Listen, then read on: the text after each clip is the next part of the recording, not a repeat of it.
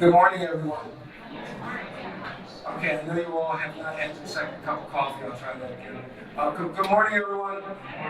All right. Welcome to this session where we're going to it's a celebratory moment to talk about the ATE program, a number of accomplishments that have happened. In particular, we're going to talk a little bit about the skilled technical workforce, and we've got a very accomplished panel here that are going to share some of their insights.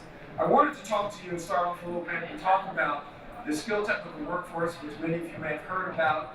This is the task force, which is composed of members of the National Science Board, as well as our support team that have been very, very good in helping us with this effort. And I also want to say a special shout out for our hero for many, many years who's been helping us, and that's Celeste Carter. Celeste, please stand. Let's give her a hand.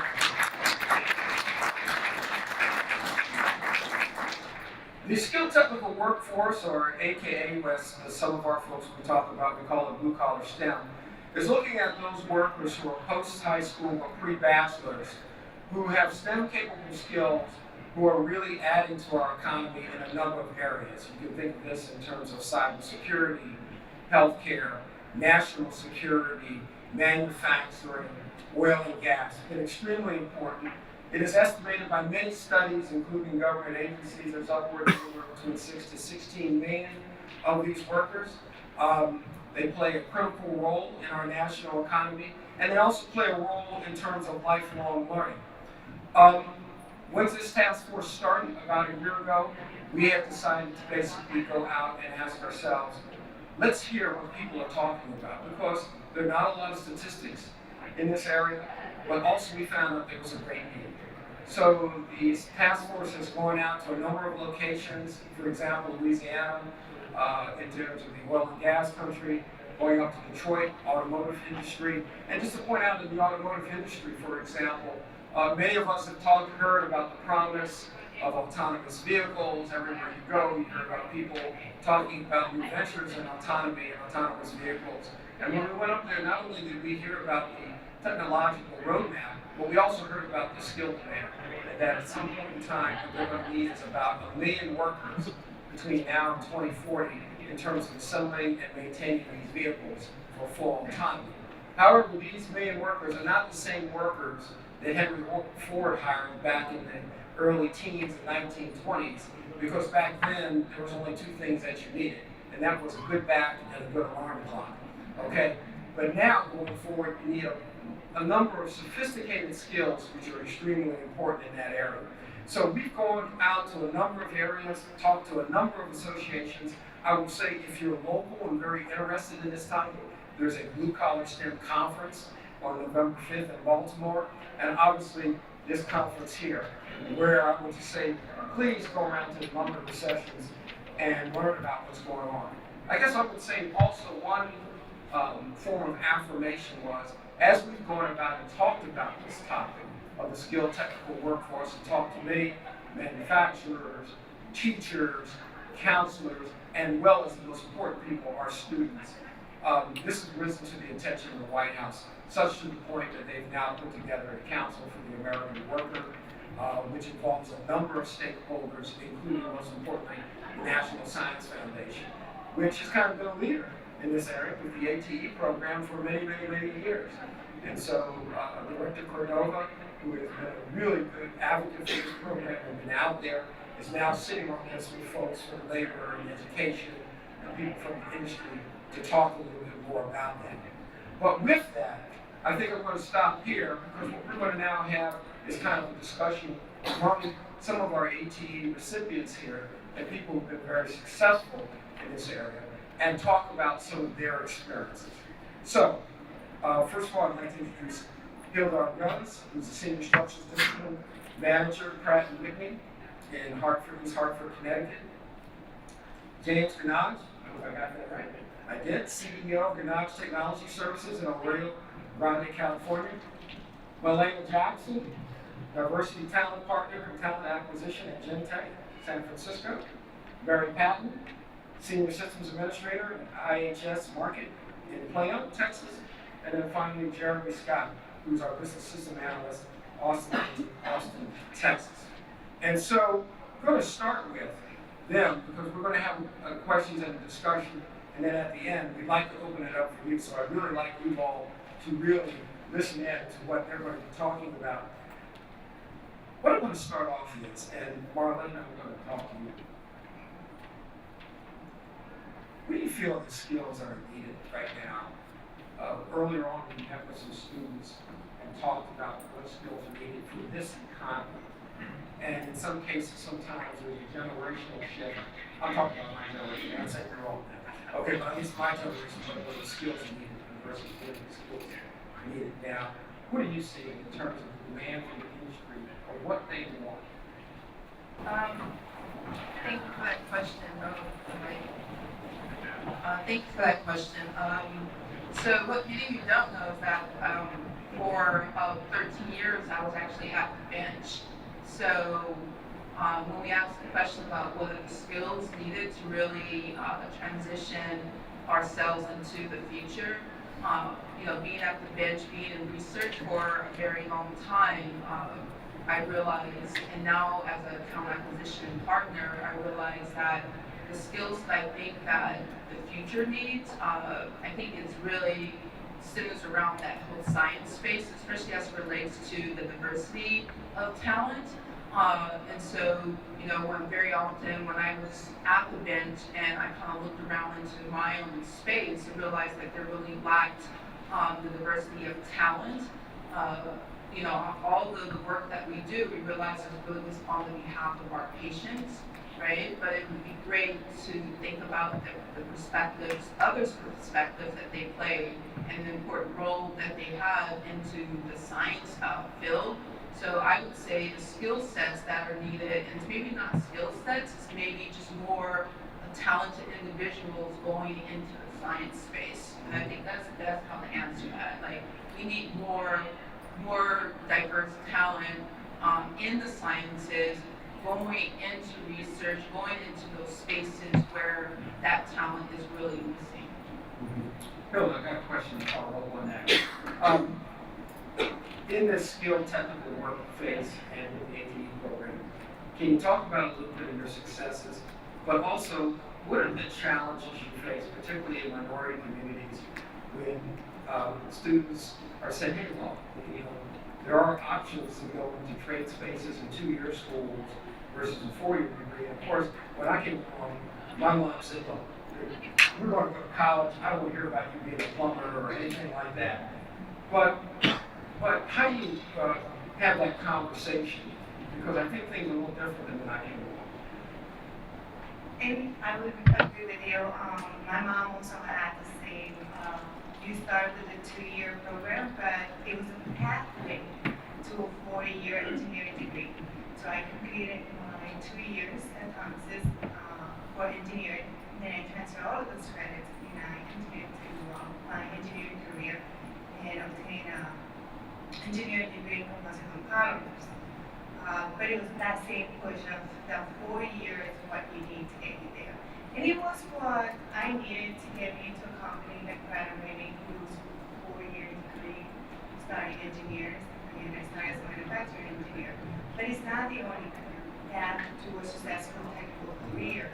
And as I have 3 little boys, it's something that I'll drive to them. I mean, you don't have to be up to your ears to have a successful career.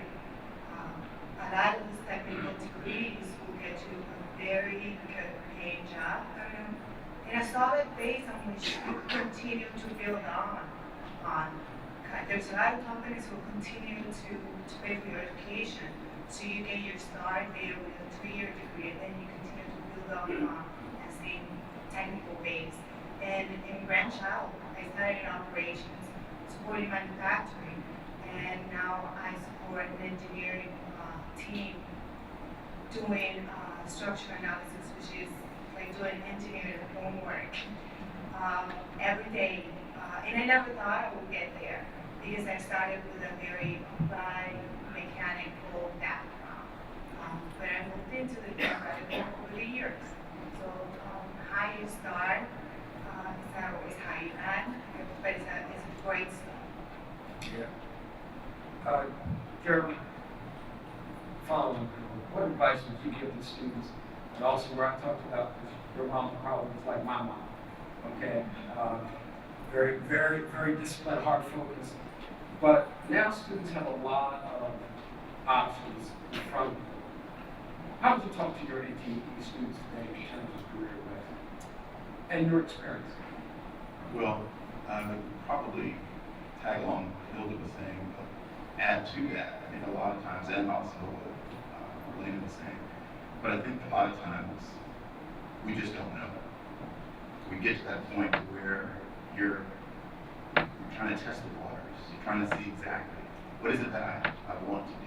I know there's a lot of different options, there are a lot of different choices out there, but sometimes, you may take a number of courses. I did the same. I was in that position or space where I just didn't know, exactly what I wanted to do, but I kind of had a general idea. So I took a lot of advanced mathematics, science, chemistry, physics, differential equations, calculus. Not everybody wants to do that, but in the space that I was looking at, starting off with more of a, I would say, mechanical engineering, actually architecture was my first. Mom had paid for my first year at University of Houston. Bombed, crashed, went down in flames, however you want to say it. But I was determined to go back, get on the things and essentially go a different route. So I took a couple of years off and said to myself, okay, now what do we need to do? Regrouped, paid my way through community college, Haitian community college, and fortunate for me, got in the space where they had a new program starting, which was GIS and GPS, or Geographic Information Systems, and Global Positioning Systems. And I thrived. I found that it incorporated not only the architecture that I started out with, but also to, unbeknownst to you, also looked at mechanical engineering, computer science, and with the technology that's in GIS and GPS, I felt it. And my mother was, how can I say it, overjoyed by me finding something that would, keep my attention, because, I know that I'm kind of one of the people that, when I find something, I want to embrace it, I want to know everything about it, but then also to have a short attention span. So then I'll jump to the next. But I felt that GIS and GPS really helped me to really focus my skills, my knowledge, my training from the community college level, and like Hilda, allowed me to go to Texas A&M and Corpus Christi to fulfill that 4-year degree. So in the space and the time that I was also going to school, I was also working with the community college, and I had a very, very privilege of working at NASA as a generalist and GIS specialist and associate scientist. And so all these training, all these skills that I acquired, even in the midst of me kind of frolicking and really trying to find myself in terms of what particular training, what particular course curriculum that I wanted to pursue, really came back twofold to really help me utilize those skills that I had learned to basically better myself in the position and in the space of offering a particular company or organization my set of skills to be able to do that position very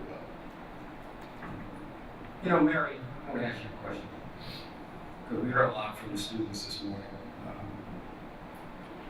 What advice do you have for educators in general in this area in terms of STEM, technical education, and particularly in relation to the ATE program?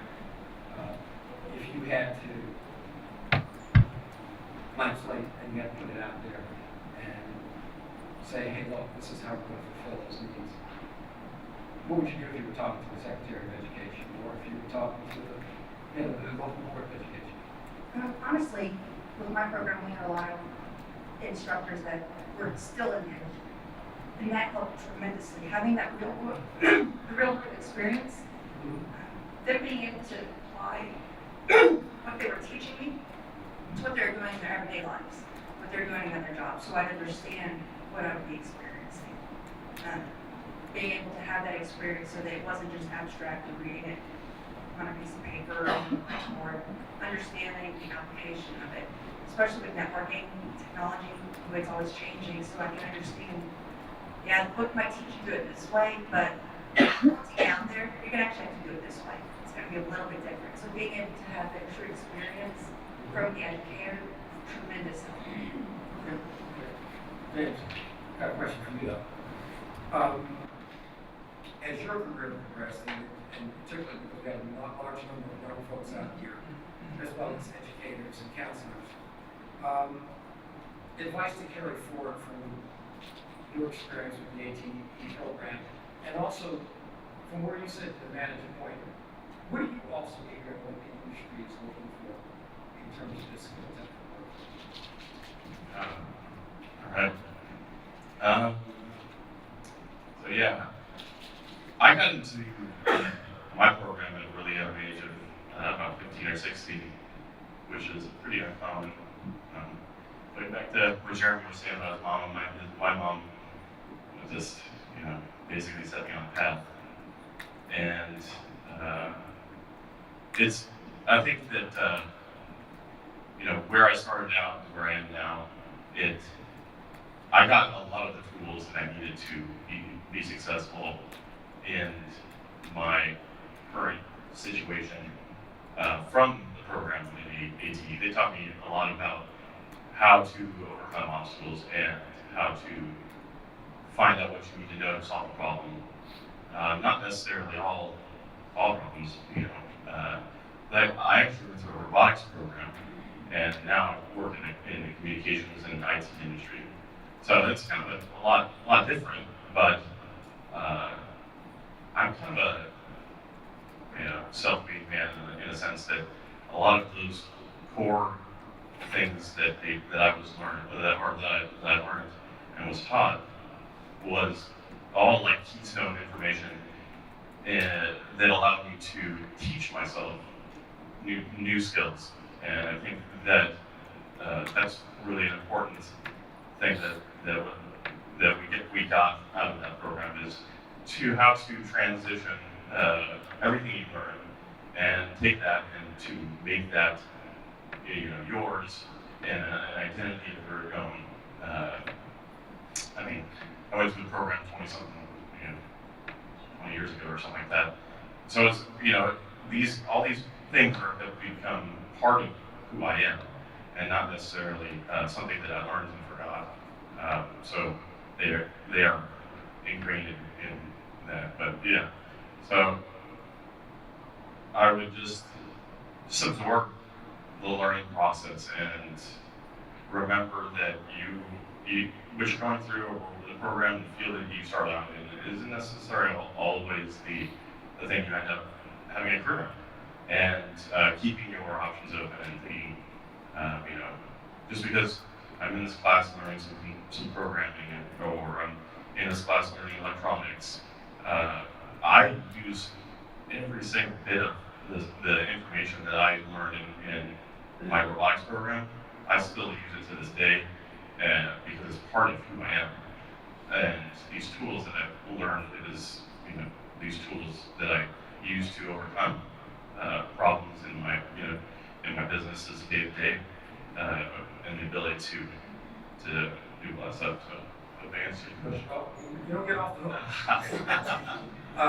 Because I want to, and then you can pass it to Hilda, and doesn't come down to the end here. In your AT experience, when you talk about the programs, we talk about the subject, it's usually the person who's teaching is the person who has that impact. So, talk a little bit about your favorite teacher and about whether him or her, how they impacted you, into your career today. So my favorite teacher was a guy named Chris Killian, and he actually came right out of the military. I think he was in the National Guard, and he got his electrical engineering degree there. But I have to demonstrate it. But he made as a young person, he made me very comfortable, because he was very uncomfortable, and he would get there and he would shake and his voice would crack, and he was only in front of a small class of 25, 30 students, and he would just he would write on the board, and he's writing on the board, and he's shaking his hand, and then he's like, okay. But then when we sit down one-on-one, he's like, okay, James, what can I help you with? And it was a really good connection, and he made me feel comfortable because, I'm thinking about him and what he's going through, and and then he reached out to me, and it just makes me feel that we're all kind of going through this together. His struggles are my struggles. I was a very young person, and I was surrounded by very much older people, age ranges 18 to 45, 50. So I had never been around these type of people in this kind of situation, So he was a great teacher that brought this element and helped me to love what I was learning. And even though it may not have interested me or whatever, he was a teacher that taught me. I remember asking him, can you explain to me the difference between AC and DC? And he didn't make fun of me, there was no condensation.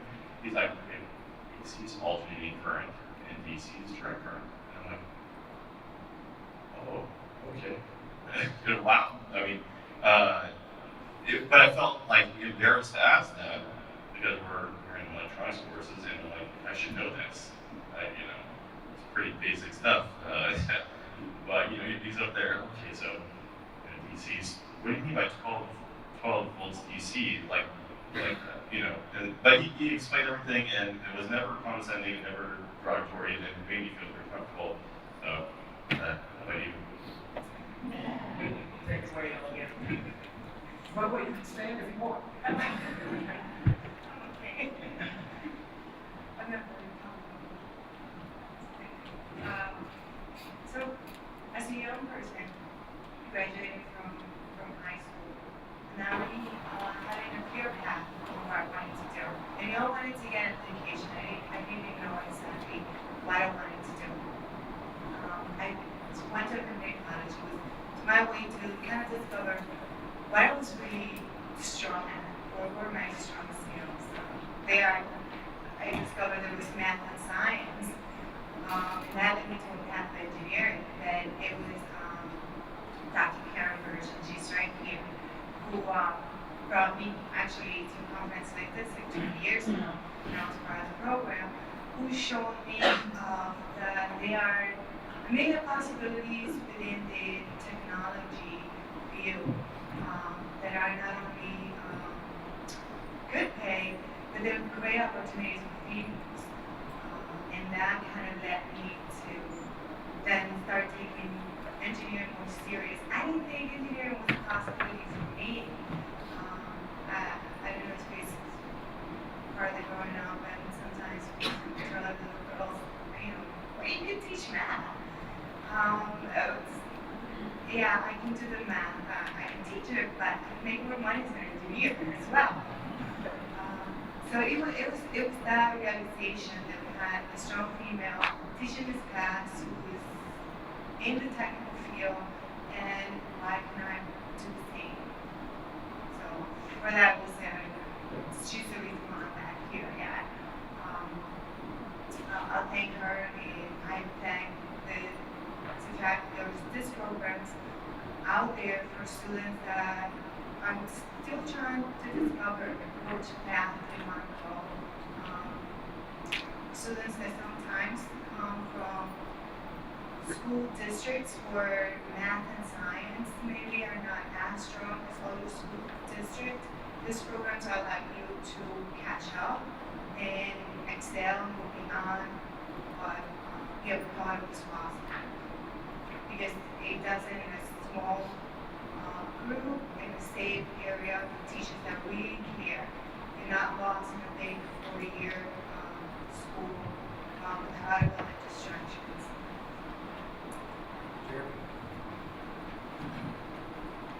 Well, I think I mentioned to you guys already that I was all over the place. So with respect to just trying to find a particular area in terms of academics to really focus on, that would help me a gentleman by the name of Dr. Alexandria at the Eastern Community College in Stafford, Texas, was that mentor, was that driving force behind me. I went to his office, I think, in the summer, I won't mention the year, but let's just say that it wasn't recent.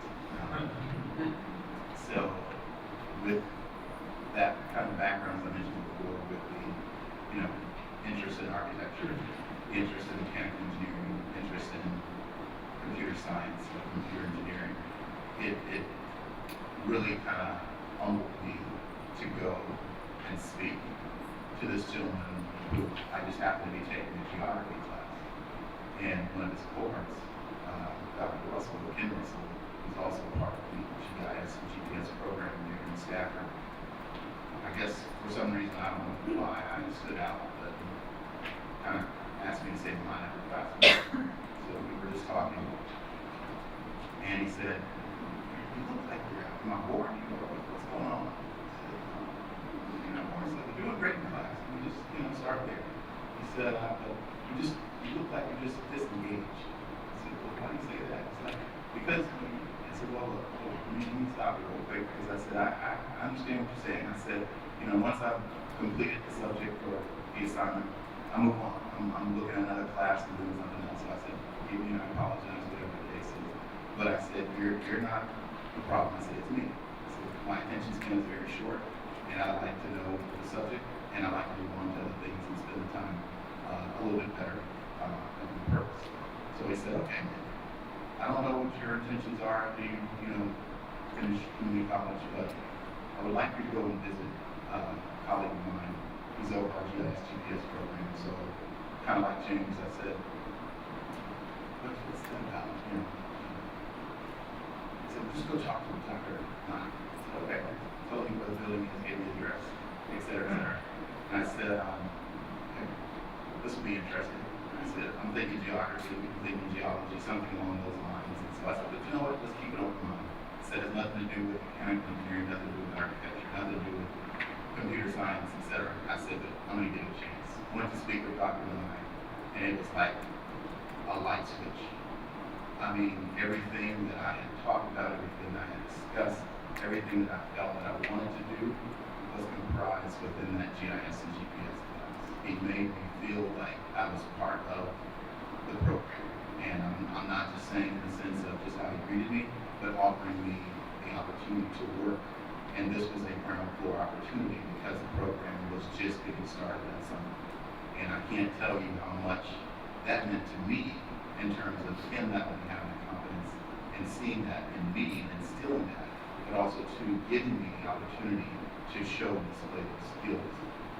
Even at that point, I hadn't had any GIS or GPS training, but it just felt like more from his own words or his words to basically say, "I know you will."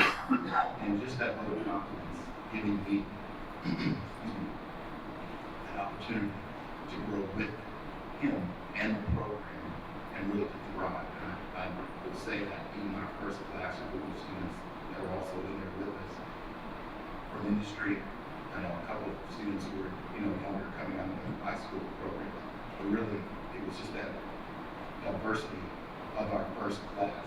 And I think everyone that I know of today continues to thrive in the GIS and GPS field. So that would be Dr. I can answer the question in terms of someone who is my mentor and who has helped me, I think, to really grow, thrive, and not just in the academics, but also in industry. So I think how best for me to answer that question is, I think I came from the Bridge to Biotech program at City College in San Francisco. And at that program, a lot of the professors and individuals that were teaching a lot of the coursework in biotech were both industry people as well as people from academia. And it wasn't until I took these several classes, and for me, my journey was kind of interesting. So I was working on a degree from the University of the Pacific in Stockton, California, in biology.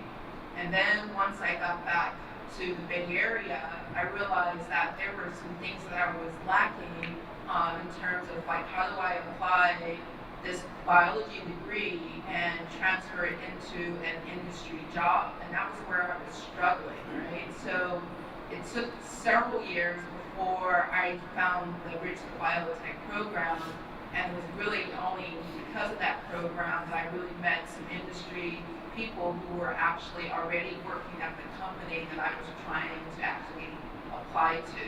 So I went through like several rounds of like submitting my application, never any interviews, no callbacks, nothing, like kind of radio silence.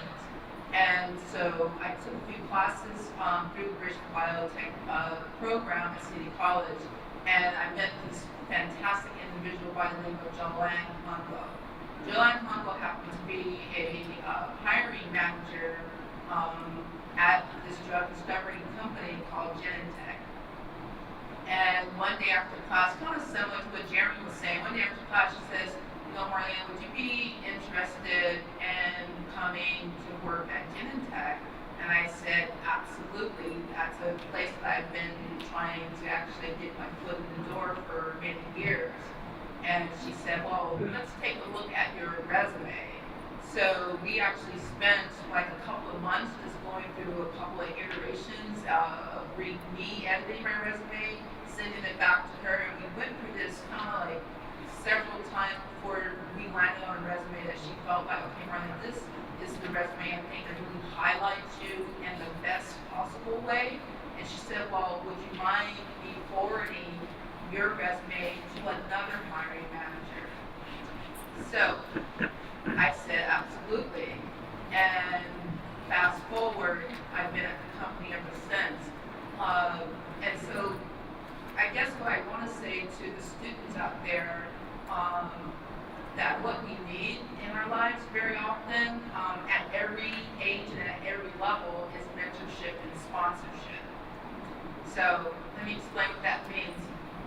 Joanne Hongo, although she was a pivotal person in my life, she was the person that actually allowed me to get to where I am. And if it wasn't for her, so she gave both. She gave me both mentorship and sponsorship because she had the ability, right, to say to someone else that was in a position of leadership to say, I have this person, I think that she would be great, and we should really consider bringing her in for an interview.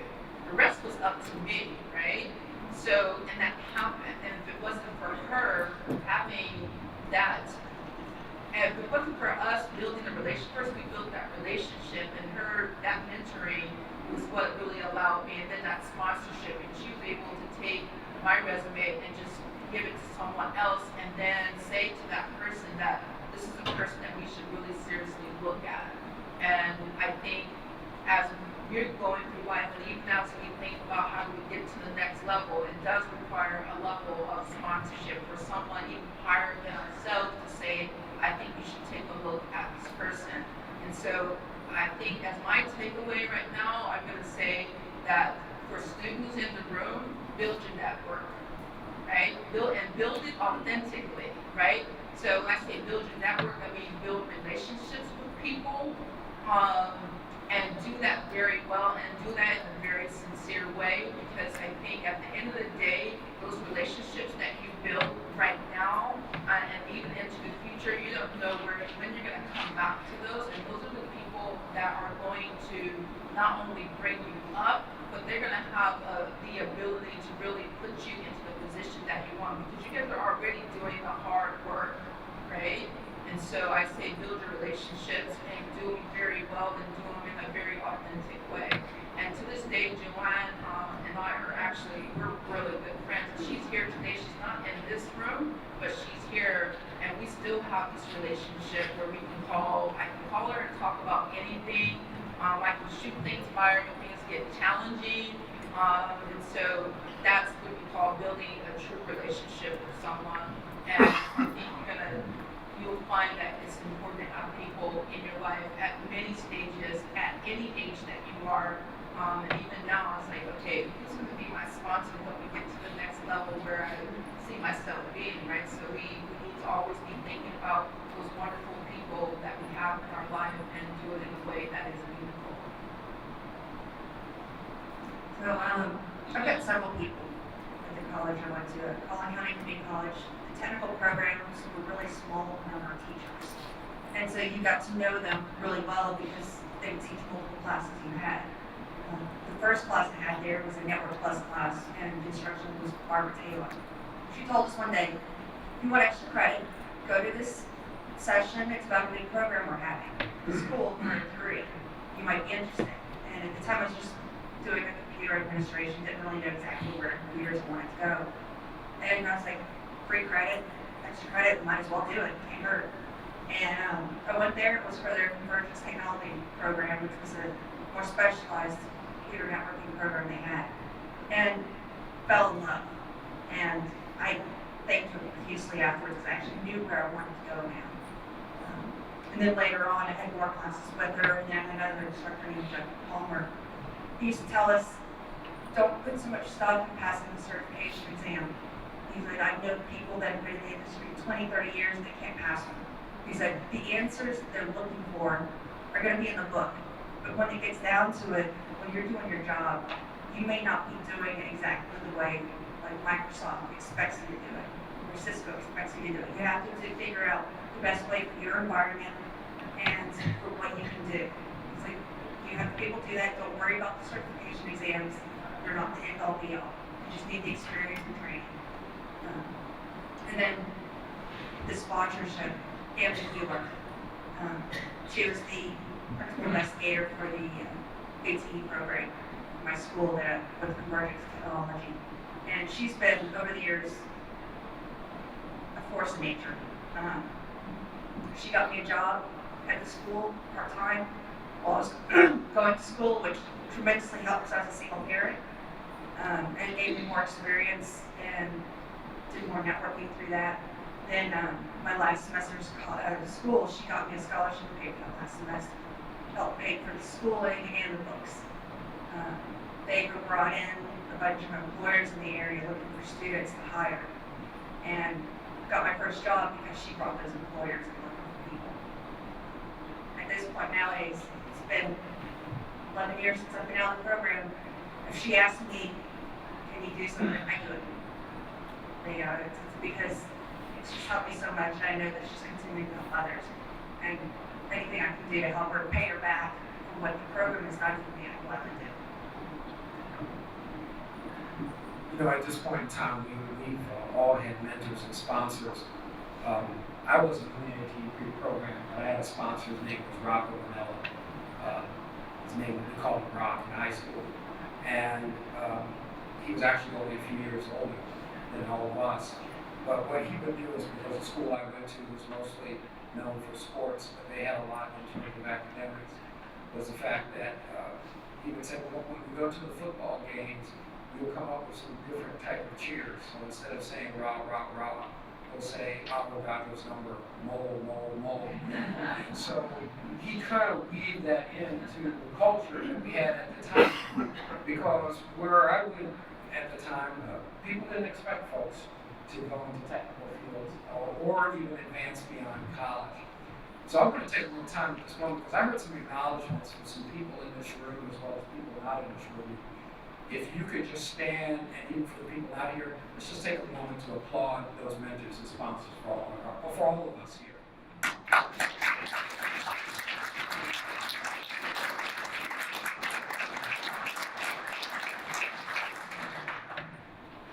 Now we've come to a time in the program because we got 25 years of ATE.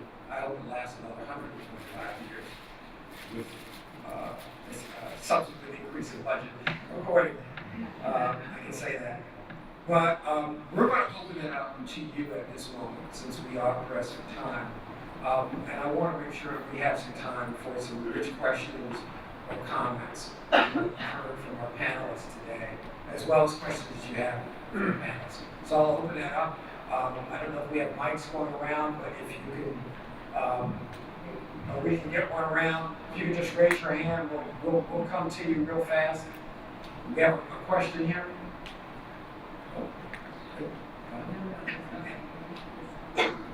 Just raise your hand. Don't be shy. I know you all job it up. among their students. Because if you don't, I know some of these students before, I'm gonna point to you, Yeah. okay? Yeah. So, there you go, you got off the hook. And please say who you are and who you are. Right, so I'm Obi from Norwell Community College in Connecticut. We just got a grant from NSF program for increasing women in our engineering and technology program. So my question is specifically for ladies in the panel.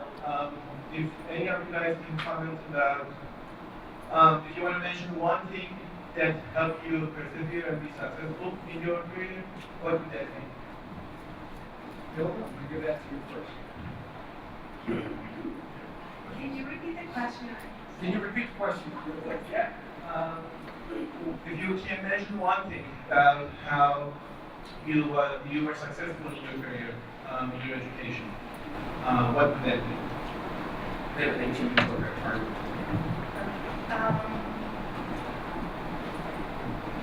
Based on the ATE program, what it taught me and I still use to this day is how to turn theory of engineering into an application and how to turn that into instructions that maybe an operator can understand. I'll give you an example. When I entered the workforce as a manufacturing engineer, I went into a group as part of Patton it's called the Manufacturing Engineering Development Program. And they hired students from all over the United States, and they were coming with additional 4-year degrees, like Georgia Tech, Virginia Tech. And there was a class that we needed to take in order to be prepared, and one of those was interpretation of recovery requirements, essentially how to read a blueprint. And I already had an understanding how to read a blueprint because of the program and how to interpret those requirements into instructions for a machine to be able to perform what I needed. So I don't know if I'm answering your question, but an example of how he helped the beginning of my career get a step ahead of everyone else because I had that practical background.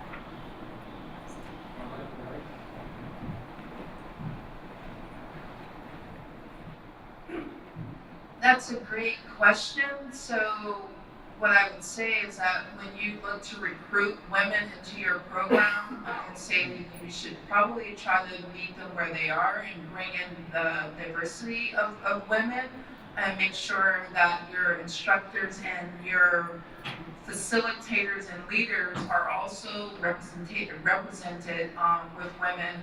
I would hate to see it go from a program that's designed to recruit all women and all of a sudden it gets skewed back the other way. So I hope that would be my best advice, is just making sure that already in place there's a representation of diverse women into that space. And then the key would be to make sure that people are going through some type of unconscious bias training, so that women are feeling supported in that space. In addition to that, it's like you're going to bring them in, but also be thinking about ahead of time, are you going to retain them? That's going to be important. I think when it comes to women in technology, a lot of the focus has been on Silicon Valley and the underrepresentation there. What really doesn't get talked about is the fact that corporate world, the IT departments there, in my experience, women have been even worse represented. Like in my company, I'm in a team of 12, I'm the only woman, and I'm a senior. If you look at all of the senior engineering positions in IT in my department, I think there's maybe 5 of us out of a couple hundred. Yeah, and that's what I find in every company. We need more women in technology, not just with tech companies, but in the corporate world. God, it'd be nice to be more than just the only woman ever in my times, but it happens too often. I think you need to be honest with women when they're going into technology. It's not going to be easy as a woman. People will ignore you. You can offer an idea and it won't get listened to. You can have another guy in the room with the same exact idea say it, and all of a sudden it's the best idea they've ever heard. You've got to be honest with them with what they're going to deal with and offer them resources and tools for how to deal with it and combat it. Otherwise, you're going to get really frustrated. And like, I can't tell you how many women I've known that left because they weren't getting the support they needed at work and they didn't know where to get that support and didn't know how to deal with some of what they were dealing with. More women, please. I'm really tired of being the only. Interesting. I actually was brought on a female apprentice she actually had very little training and whatnot, and I think it was really important that she had kind of the structure of what she needed to know or needed to learn. She had the basic tools and just needed to know how to apply them. I think that was a very important thing is, having a mentor or a senior level person that has the information to let them know how to apply the tools that they learn, and not just know how to take a test. A lot of people can be really good at taking tests and then go into the workforce and really fail at with their job. So learning how to succeed outside in the workforce in application is really important too. And also, I would say that same advice applies to minorities. Same thing. I can tell you as a senior level working with certain things in education and technology administration. You really need to build those networks and take that advice that you have here to try to bring other folks along. Other questions that we have from the audience? Way back over there.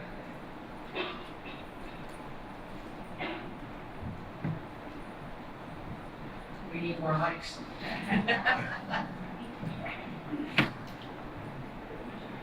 All right, so I'm a recent graduate. And I think my biggest challenge right now is, we had a discussion earlier about not being recognized with being an associate's degree. So how do you build on that? Because I am currently working, but I don't want to go back to school and do an 11:50 hours like I was before. So how do I build it? Because I feel like you're kind of like almost hit a wall. And technology is amazing every day. So how do you keep that going and be recognized and stay with your salary pay as well? That would help me. And I was at that session, and I'll add on what you have unpacked that a little bit, is that we have gone in our sessions around and heard many companies talk about we need folks with these skills. A student like this, a person shows up and has the skills. And in fact, we were at the same table and the CEO said, yes, we need plenty of these skills. And we have a student there, this was at a previous session, and they said, well, I showed up to your company, but the HR department said, you need a bachelor's. You have everything on the resume that you want, but you don't have this good housekeeping seal of approval. I turned to the CEO and I said, when did HR dictate the business strategy for a company? So I'd like to hear the panelists, could you please respond? Not only in certain positions, not only do you need a bachelor's degree, but you also have to maintain a certain GPA to be able to get it. So it contradicts what they say. But that's the reality here. As a hiring manager, we do have a list of requirements. In one of those, a 4-year degree in 3.0 years. So let me ask you for a company, if you're, I assume you're a company that's here, you have competitors, and you have this young lady who has these skills that you really need, but she doesn't have that degree, would you turn her down? As a hiring manager? As a hiring manager, again, companies have policies. You not always have the freedom. And a big company like UTC, you don't always have the freedom to go and not comply to those policies. However, we have had situations where the students are either not completely done with their degrees, and we have been able to bring them in as technicians, as interns, and they continue. So there are ways that you can find your way into a company. However, if you don't want to continue into a 4-year degree, there's always certifications that can get you also there, depending on your field. And it just requires less time. So you can also read that. Hey, Jeremy.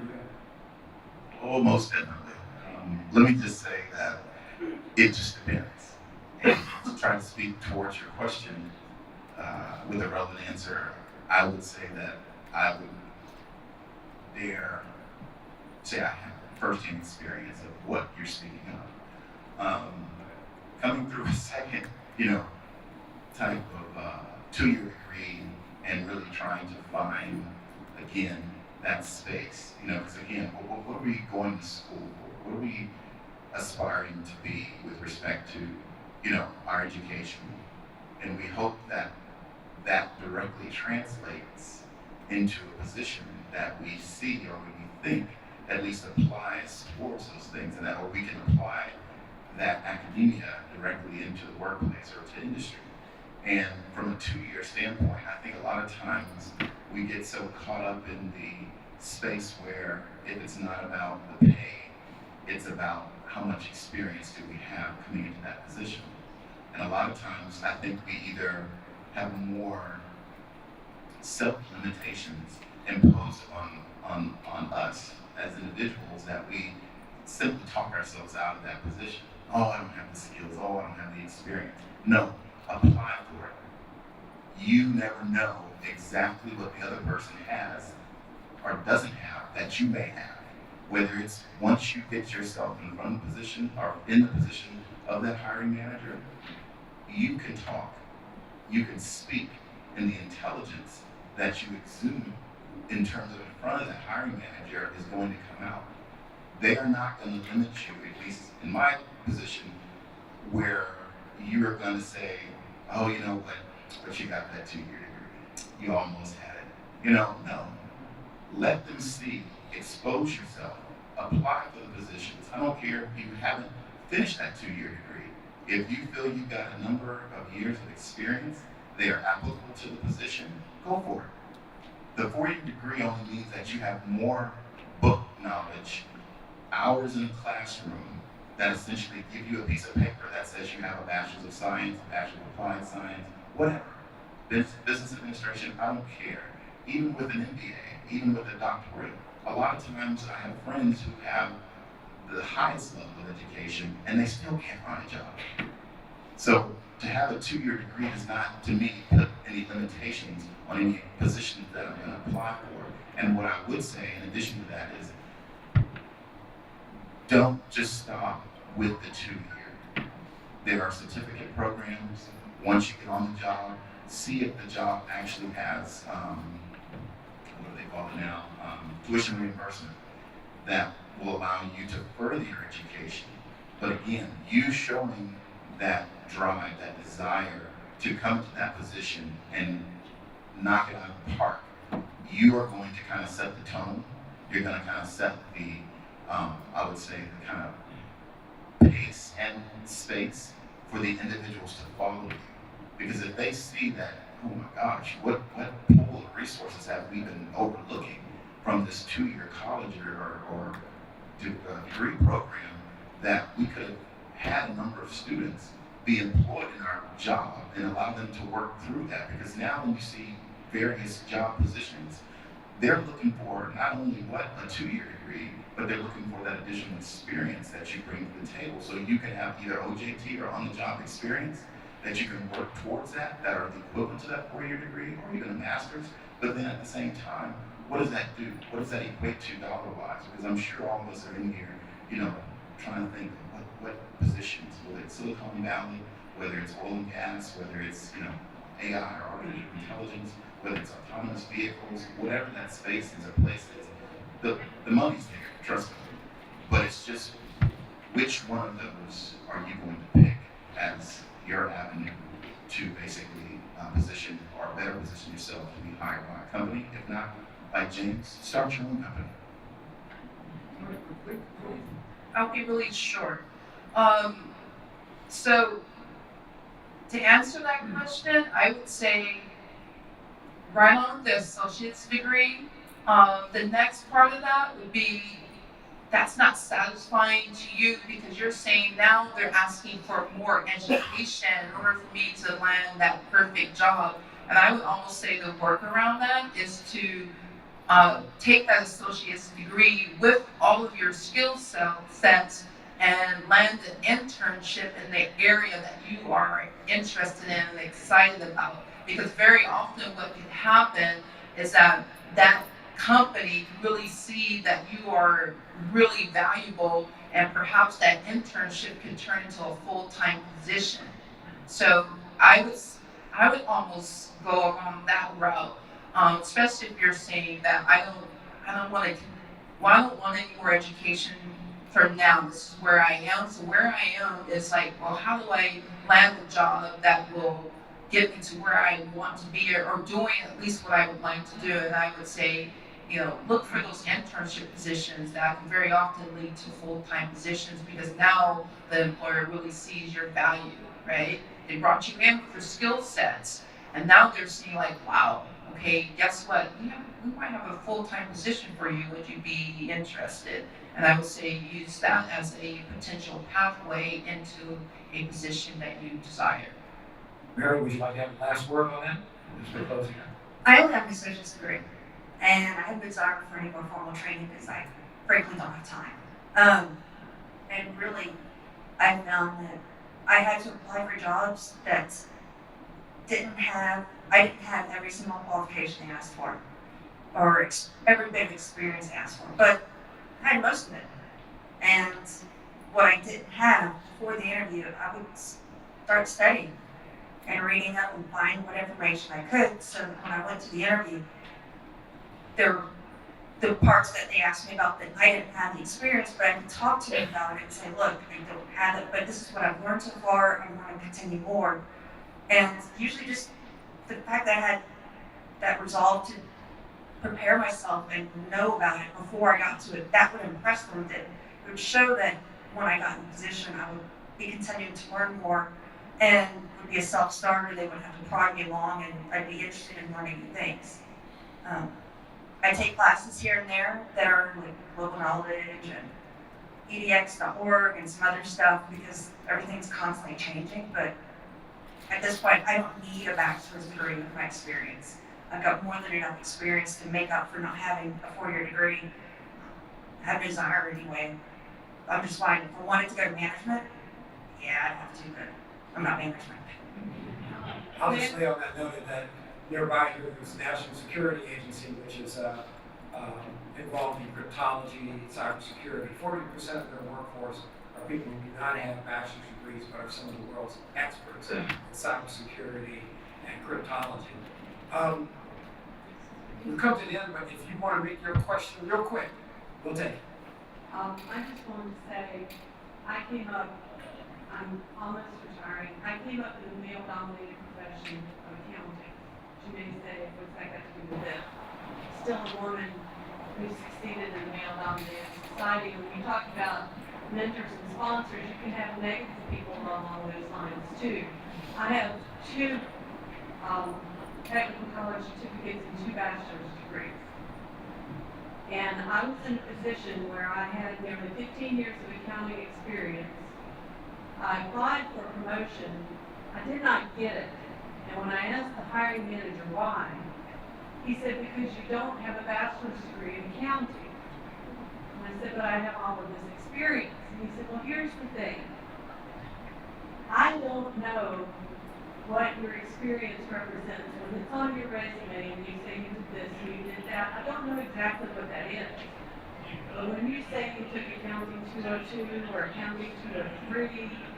I took those courses and I know what that meant. And someone mentioned good housekeeping seal. Unfortunately, for a lot of hiring managers, that's what it is. They want to see that you are what they are. Okay, now having said that, I have one more question or one more thing to say. I work in a technical college now. And I would say I would challenge the technical colleges and challenge the programs like ATE to go out to these employers and tell them what you are teaching your students, what they know. Don't leave it just to this young woman, because she may not ever get in front of that manager you're talking about. HR may never let them anywhere near her. So you have to go and talk to these HR departments, not just the hiring, not just the managers who she will be working for, but to HR, and tell them, this is what we teach them. These are the skills that we give them. And make that leap for them. Help them through, whether they're young women or young men or minorities, it doesn't matter. I managed our business office for several years now. I don't know how many times I've had parents come in and say, oh my God, I didn't realize until today that this is a real college. Now, there's a marketing gap there. I talked to parents in South Carolina, we have lotteries and assisted tuition. Our kids can go to school for 2 years. The lottery will pay nearly 3/4 of their tuition. Between that and hell, they can go free, and we still can't get parents to send them to us because they don't believe we're a real college. If you're here talking to community colleges and you want to help community colleges, there's where you need to work. It's not just reaching out to these kids, but it's reaching out to the employers and telling them, this is what we're teaching them, these are the skills they have, they are here, we are making them ready for you, please hire them. All right. And let's also give a round of applause to our panelists here. And I think the last comment, the last question, I will just sum this up as you all go out to the conference today, as well as go out back to your institutions and talk to folks. And that is to spread what you've heard. Listen to what you've heard here. Start with new mentors and sponsorships. Talk about what you're learning in your institutions so that you can influence those HR managers. But we've heard this a lot on our sessions. A lot of them did not know, as well as the counselors. There is a moment right now in time where some people are just a little bit out of phase with what's going on, and particularly with the demand. But you've got to do it, because I'll end up having this one up. This is why you've got to do it. Remember, if you're not at the table, you're on the menu. All right?